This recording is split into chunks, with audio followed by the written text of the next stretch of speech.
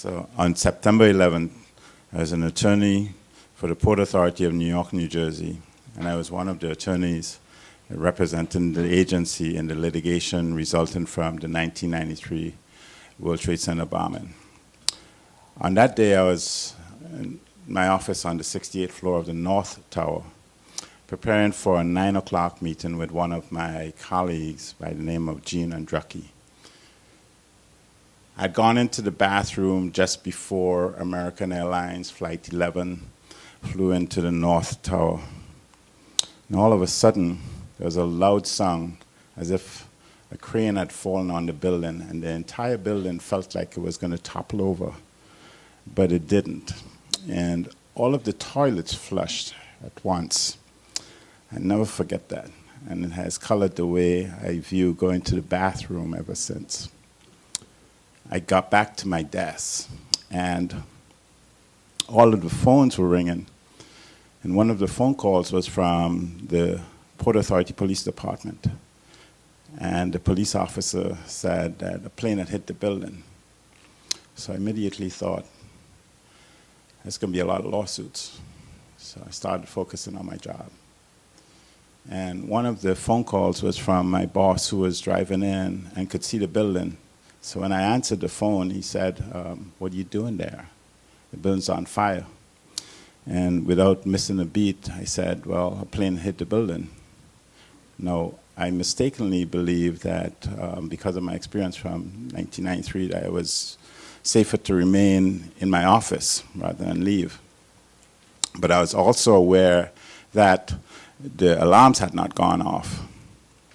Just before 9 o'clock, the alarms sounded, so I reluctantly left my desk and got into the stairwell, and which was crowded with people and firefighters.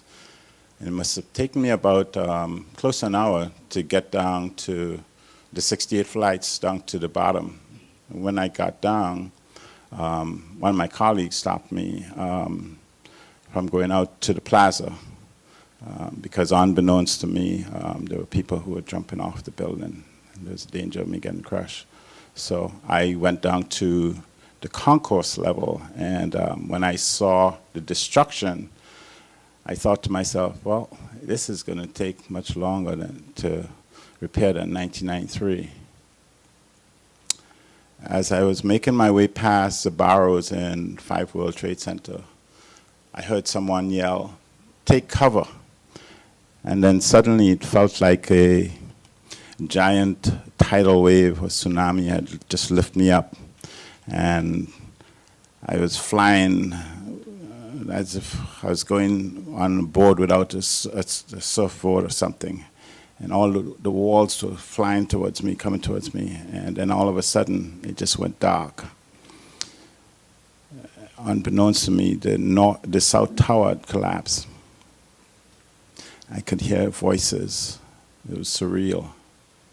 And then I could see a bright light. So I thought I was dead.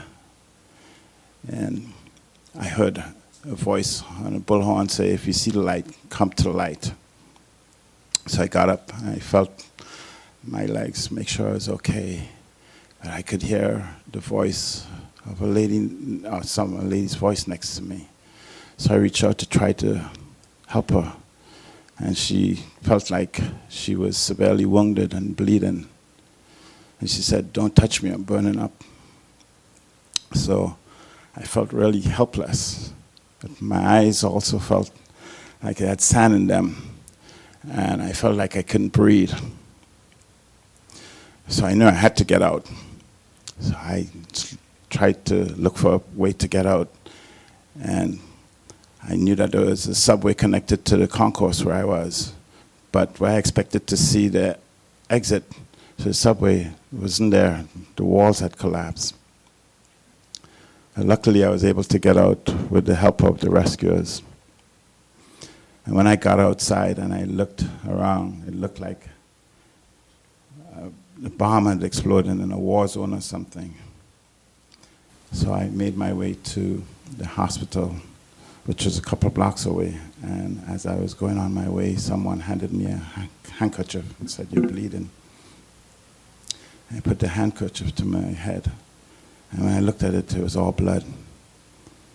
I made my way to the hospital, and they flushed my eyes, and they said, "You're okay." And then all of a sudden, it went dark in there, and the north tower had collapsed.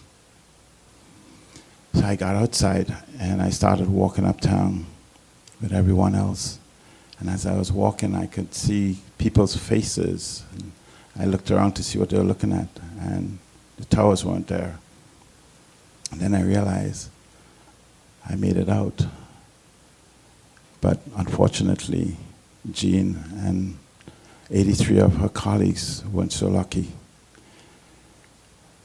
Her remains and that of over 1,100 of the 2,753 people who died on that day were never found. My 3 takeaways are, first, to always be grateful to the rescuers. The rescuers got me out alive. And second, to understand and realize that as a survivor, I have the obligation to be the voice for Jean and her other colleagues who weren't so lucky that day, who were just doing their job. And 3, to realize that love always overcomes hate, because despite the hatred of the terrorists on that day, there were lots of acts of kindness and love, such as the person who gave me that handkerchief. Thank you.